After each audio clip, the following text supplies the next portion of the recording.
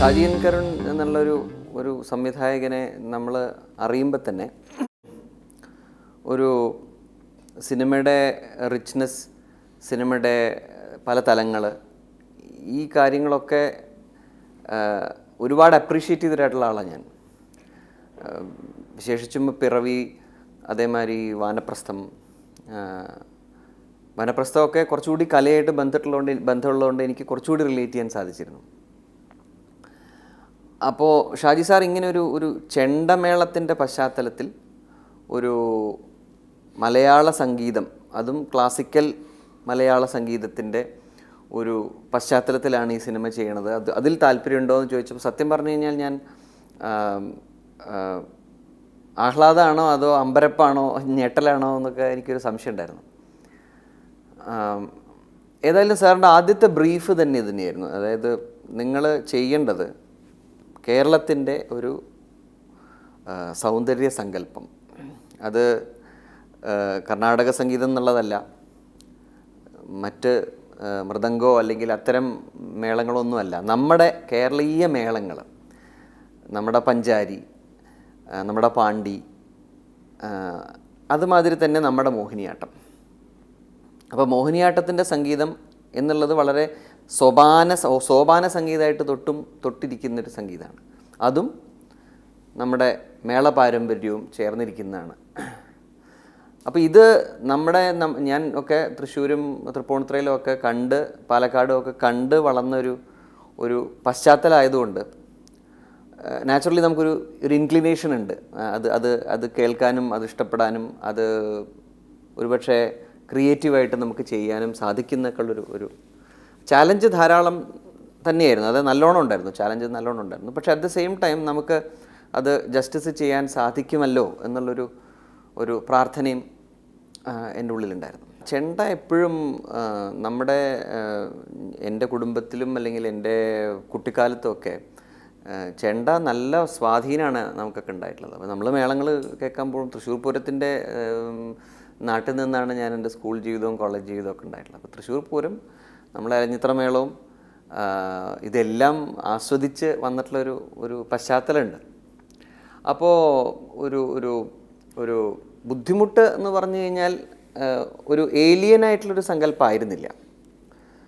ഇപ്പോൾ ഒരുപക്ഷെ സൂഫി സംഗീതത്തിൽ ഒരു പശ്ചാത്തലം എനിക്ക് തന്നിരുന്നെങ്കിൽ ഞാൻ പരിഭ്രമിക്കുകയായിരുന്നു. വെച്ചാൽ എനിക്ക് കുറച്ച് വർക്ക് ചെയ്യണം, ഞാനിത് പഠിക്കാൻ ശ്രമിക്കണം, അല്ലെങ്കിൽ സൂഫി സംഗീതത്തിൻ്റെ പല അംശങ്ങൾ ഉടനെ നമുക്ക് ഗൂഗിൾ ചെയ്യാൻ തോന്നും. ഇതിപ്പോൾ എനിക്ക് ഗൂഗിൾ ചെയ്യണ്ട, അതുതന്നെ ഏറ്റവും വലിയ അഡ്വാൻറ്റേജാണ്. ഇതിലെ പ്രധാനപ്പെട്ട ആശാന്മാരടക്കമുള്ളവരെ നേരിട്ട് പരിചയവും, ഇപ്പോൾ കുട്ടന്മാരാണെങ്കിലും മട്ടന്നൂർ ആശാനാണെങ്കിലും മരിച്ചുപോയ തൃപ്പൈക്കുളം അച്ഛന്മാരാണെങ്കിലും അവരെയൊക്കെ എനിക്ക് നേരിട്ട് പരിചയവും, നേരിട്ട് അവരോട് കമ്മ്യൂണിക്കേറ്റ് ചെയ്യാനും സാധിക്കുന്നുണ്ട്. അതുകൊണ്ട് അങ്ങനെ ഒരു പരിഭ്രമം ഉണ്ടായിരുന്നില്ല. പക്ഷെ അതിനേക്കാൾ കൂടുതൽ പരിഭ്രമം വരുന്നത് മേളത്തിനെ അല്ലെങ്കിൽ ചെണ്ടയെ നമുക്ക് സംഗീതത്തിൻ്റെ പശ്ചാത്തലത്തിലേക്ക് കൊണ്ടുവരുമ്പോഴാണ്. കാരണം ഏറ്റവും ബുദ്ധിമുട്ട് മേളത്തിനെയോ ചെണ്ടയോ റെക്കോർഡ് ചെയ്യാനാണ് ഏറ്റവും ബുദ്ധിമുട്ട്.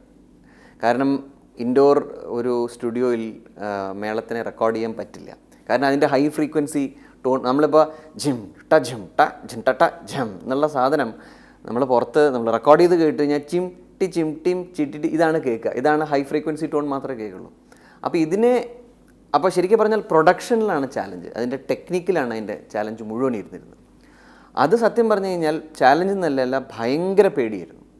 കാരണം ഇത് എങ്ങനെ നമുക്ക് ചെണ്ട ഒരു കഥാപാത്രമാണ് സിനിമയിൽ.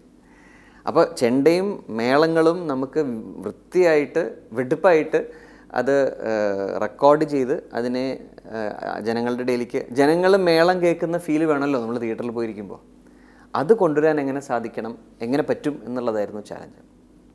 അത് കൃഷ്ണനുണ്ണി സാർ ഉള്ളതുകൊണ്ട് കൂടിയാണ് അത് നമുക്കത് ചെയ്യാൻ പറ്റിയത്. അത് ബോംബെയിൽ നിന്ന് എക്വിപ്മെൻറ്റ് കൊണ്ടുവരുന്നു, ഔട്ട്ഡോർ തറക്കൽ വാര്യത്തിൽ അത് റെക്കോർഡ് ചെയ്യപ്പെടുന്നു. ഇതൊക്കെ ഒരു വലിയ എക്സ്പീരിയൻസ് ആയിരുന്നു. എനിക്ക് തോന്നുന്നു എത്രയോ കാലങ്ങൾക്ക് ശേഷം ഇങ്ങനെ മ്യൂസിക്കിൽ ഒരു എക്സ്പെരിമെൻ്റൽ സിനിമ കൂടിയാണ് സ്വപാൻ എന്നുള്ള സിനിമ. ലൈവ് ചെണ്ട എന്ന് മാത്രമല്ല, 150 കലാകാരൻ അടങ്ങുന്ന മേള ഗ്രൂപ്പുകളെയാണ് നമ്മൾ വിളിച്ചത്. ഉദയൻ നമ്പൂരിയുടെ നേതൃത്വത്തിൽ 100-150 കലാകാരന്മാർ ഇതിൽ പ്രവർത്തിച്ചിട്ടുണ്ട്. അതായത് ചെണ്ടയും കൊമ്പും മദ്ദളവും പഞ്ചവാദ്യത്തിലുള്ള ഇടയ്ക്കയും അടക്കം, കുറുങ്കുഴലടക്കം 100-150 മേളക്കാർ ഇതിൽ പങ്കെടുത്തിട്ടുണ്ട്.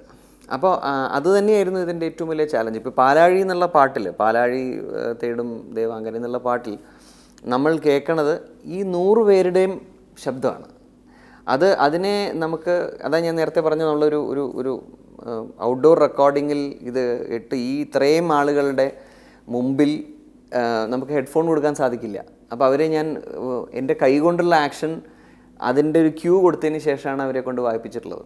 അങ്ങനെ അതിനെ രണ്ടാമത് സ്റ്റുഡിയോയിൽ കൊണ്ടുവന്ന് നമ്മളത് മാച്ച് ചെയ്യുന്നുണ്ടോ, സിങ്ക് ആവുന്നുണ്ടോ എന്ന് നോക്കിയതിന് ശേഷം വീണ്ടും റെക്കോർഡ് ചെയ്യപ്പെടുകയും ഒരുപാട് ബുദ്ധിമുട്ടി. അപ്പോൾ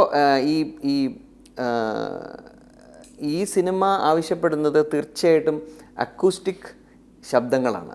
അതിൽ നമുക്കൊരു പ്രോഗ്രാംഡ് ആയിട്ടുള്ള ശബ്ദങ്ങൾ ഈ സിനിമയ്ക്ക് സ്ഥാനമില്ല. 99% നാച്ചുറൽ ശബ്ദങ്ങളും നാച്ചുറൽ ഇൻസ്ട്രുമെൻസും അക്കൂസ്റ്റിക് ഇൻസ്ട്രുമെൻസും തന്നെയാണ് ഉപയോഗിച്ചിട്ടുള്ളത്. അതിൻ്റെ ഒരു ഭംഗി കേൾവിക്കുണ്ടാവും. കാരണം കേൾവിക്ക് ഇതൊരു റൗണ്ടഡ് ടോൺസ് ആയിട്ടുള്ള, അതായത് ചെണ്ട അല്ലെങ്കിൽ മൃദംഗം അല്ലെങ്കിൽ ഇടയ്ക്ക, ഇതിനൊക്കെ റൗണ്ടഡ് ടോൺസാണ് വേണ്ടത്. ഇപ്പോഴത്തെ ദിസ് എന്നുള്ള സാധനം അല്ല വേണ്ടത്. അപ്പോൾ അതിനത് ഗുണം ചെയ്തിട്ടുണ്ടാവും. ഞാനത് ധരിച്ചിരുന്നത് ആളുകൾ അത് ഒരുപക്ഷെ ഇത്രയും ക്ലാസിക്കലാവുമ്പോൾ ആളുകൾ ചിലപ്പോൾ അത് റിജക്റ്റ് ചെയ്യും എന്നൊക്കെയാണ് ഞാൻ ധരിച്ചിരുന്നത്. പക്ഷെ അങ്ങനെയല്ല. ഒരുപാട് ആളുകൾ പാട്ടുകളെക്കുറിച്ചും ആ സൗണ്ടിങ്ങിനെക്കുറിച്ചും ഒരുപാട് നല്ല അഭിപ്രായം പറഞ്ഞിട്ടുണ്ട്. അത് വളരെ സന്തോഷം തോന്നി അത് കണ്ടപ്പോൾ. അല്ല, ഈ ആഗ്രഹം എനിക്കും ഇല്ലായിരുന്നു. ഇപ്പോൾ അങ്ങനെ വന്നിരുന്നെങ്കിൽ കുറച്ചുകൂടി ഇത് ആളുകളുടെ ഇടയിലേക്ക് എത്തിയേനെ. അപ്പോൾ ഇതിൽ കുറച്ച് ഗാനങ്ങൾ അങ്ങനെ ചിത്രീകരിക്കപ്പെടുകയും ചെയ്തിട്ടുണ്ട്. അപ്പോൾ പക്ഷേ ഇതിന് ഈ രീതിയിൽ ഇതിനെ ഒരു ക്ലാസിക്കൽ പരിവേഷം കൊടുത്തിട്ട് അതിനൊരു അതായത് ഒറ്റ വാചകത്തിൽ പറഞ്ഞാൽ സാംസ്കാരിക കേരളം ഇതിനെ നെഞ്ചിലേറ്റുകയും വാണിജ്യ കേരളം ഇതിനെ ഒഴിവാക്കുകയും ചെയ്തൊരു ഒരു സിനിമയായിട്ടാണ് എനിക്ക് തോന്നിയത്. സിനിമ മാത്രമല്ല, അതിൻ്റെ സംഗീതവും ആളുകൾ ഇഷ്ടപ്പെടുന്നു എന്നുള്ളത് വേറൊരു കാര്യം, അങ്ങനെ നമ്മളെ അറിയിക്കുന്നു. പക്ഷെ ഒരുപക്ഷെ ഇതിനൊരു വലിയൊരു മാർക്കറ്റിനെ കേറ്റർ ചെയ്യാൻ പറ്റാത്തൊരു പ്രോഡക്റ്റാണോ ഞാൻ ചെയ്തതെന്ന് പോലെ എനിക്ക് സംശയം തോന്നിപ്പോകും. ഇത് ആരോടാണ് നമ്മൾ പറയുക?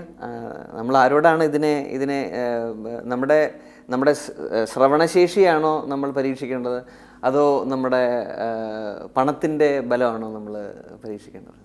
അപ്പോൾ എനിക്ക് പരാതി ഉണ്ടോ എന്ന് ചോദിച്ചു കഴിഞ്ഞാൽ പരാതിയൊന്നുമില്ല. കാരണം ചില ഗാനങ്ങൾക്കും ചില സിനിമാ സംഗീതങ്ങൾക്കും ചില പ്രൊഡക്ഷൻസിനും ഓരോ ജാതകങ്ങൾ എഴുതിയിട്ടുണ്ട്. അത് ആളുകൾ ഇന്നല്ലെങ്കിൽ നാളെ കേൾക്കും. ഇപ്പം എനിക്കറിയാം, ഇന്ന് ഞാൻ ഈ പറയുന്നത് എൻ്റെ ഇപ്പം ഞാൻ ചെയ്ത പാട്ടുകൾക്ക് ഞാൻ പ്രതീക്ഷിക്കുന്നത് ധാരാളം ഒരുപാട് കാലം ഇതിനെ ആളുകൾ കേൾക്കും എന്നാണ് എൻ്റെ പ്രതീക്ഷ. അതിപ്പോൾ ഇന്നിപ്പോൾ ടെലിവിഷനിലോ അല്ലെങ്കിൽ റേഡിയോയിലോ വന്നിട്ടില്ലെങ്കിലും അത് തിരിച്ചും അത് കേൾക്കാതിരിക്കാൻ നിവൃത്തിയില്ലാത്തൊരു സ്ഥിതി.